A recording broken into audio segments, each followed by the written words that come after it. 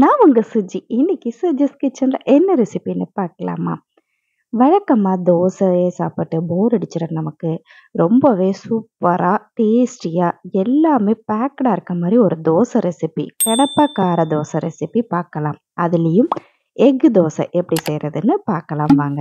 இது ஒரு ஆந்திரா ஸ்பெஷல் காரசாரமான தோசை ரெசிபிங்க. ரெசிபிக்குள்ள போகலாம். ஒரு மிக்ஸி ஜார்ல ஒரு 1/4 கப் அளவுக்கு பொட்டுக்கடலை, ஒரு 1/4 டீஸ்பூன் சீரகம், 4 பல்லு பூண்டு, கொஞ்சமா மிளகாத்தூள், உப்பு போட்டு அரைச்சு ஒரு பொடி ரெடி பண்ணிக்கலாம். இந்த ஸ்பெஷல் பொடி நமக்கு இந்த தோசை வெரைட்டிக்கு ஒரு ஸ்பெஷலான டேஸ்ட்டை கொடுக்கும். அடுத்து ஒரு கார சட்னி ரெடி பண்ணிக்கலாம். அதுக்கு ஒரு பெரிய வெங்காயம், வெந்நீர்ல ஊற வச்ச ஒரு 10 காஞ்ச மிளகாய். உங்களுக்கு காரத்துக்கு எவ்வளோ தேவையோ அந்த அளவுக்கு ஊற வச்சுக்கோங்க. அதே மிக்ஸி ஜாரையே நம்ம யூஸ் பண்ணிக்கலாம். இப்போ வெங்காயத்தை மிக்ஸி ஜார்ல சேர்த்துட்டு, இந்த ஊற வச்சிருக்க காஞ்ச மிளகாவையும் உப்பும் சேர்த்து ஒரு சட்னி ரெடி பண்ணி வச்சுக்கலாம். பொட்டுக்கடலையில செஞ்ச ஒரு காரப்பொடியும், அதுக்கப்புறம் ஒரு கார சட்னியும் ரெடி பண்ணி வச்சாச்சு. அடுத்து பாம்பே சட்னி ரெசிபி எப்படின்னு பார்க்கலாம். பாம்பே சட்னினா ஒண்ணும் இல்லங்க.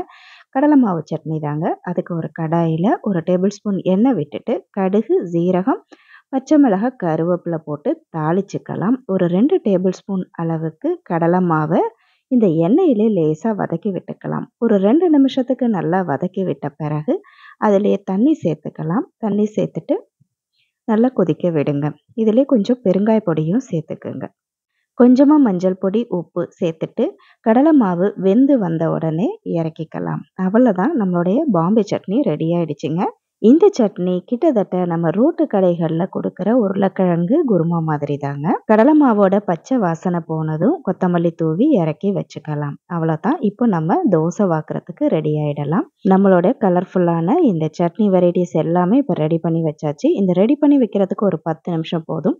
அதுக்கப்புறம் நல்ல கல்லில் சூடான பிறகு ரெகுலர் மாவில் நம்ம தோசை வாத்துக்கலாம். தோசை வாத்த பிறகு அதில் ஃபஸ்ட்டு லேசாக ஒரு டேபிள் ஸ்பூன் எண்ணெயோ நெய்யோ விட்டுக்குங்க. அதுக்கப்புறம் இந்த பாம்பே சட்னியை ஃபஸ்ட்டு ஸ்ப்ரெட் பண்ணி விட்டுக்குங்க. அதுக்கு மேலே ஒரு டேபிள் ஸ்பூன் அளவுக்கு கார சட்னியை விட்டுக்குங்க. எல்லாத்தையும் தோசை முழுக்க பரவுற மாதிரி நல்லா ஸ்ப்ரெட் பண்ணி விட்டுக்குங்க. இப்போ தாங்க நம்மளுடைய ஹீரோவோட என்ட்ரி. 2 முட்டையை உடைச்சி விட்டு நல்லா ஸ்ப்ரெட் பண்ணி தோசை மேலே கலந்து விட்டுக்குங்க. இந்த தோசைக்கு இந்த முட்டையோட மசாலாவோட சாப்பிட்ற டேஸ்ட்டு ஒரு தனி ருசியை கொடுக்கும். முட்டை பிடிக்காதவங்க கூட இந்த ஸ்டைலில் முட்டை தோசை சாப்பிடும்போது ரொம்பவே விரும்பி சாப்பிடுவாங்க. ஒருவேளை உங்களுக்கு முட்டை வேணாம்னு நினச்சிங்கன்னா இந்த ஸ்டெப்பை நீங்கள் ஸ்கிப் பண்ணிக்கலாம். முட்டையை உடைச்சி ஊற்றின பிறகு அரை வேக்காடு ஆன பிறகு நம்ம ஏற்கனவே பொடிச்சு வச்சுருக்கோம் இல்லையா ஒரு ஸ்பெஷல் பொடி, அதை வடிவேலு பாணியில் மேலாப்பில் அப்படியே மலைச்சாரல் மாதிரி அப்படியே தூவி விட்டு ஒரு 2 டேபிள் ஸ்பூன் அளவுக்கு நெய்யை தாராளமாக ஊற்றி அப்படியே மடித்து எடுத்துடலாங்க. திருப்பி போடணுன்ற அவசியம் இல்லை. தேவைப்பட்டால் திருப்பி போட்டுக்கோங்க.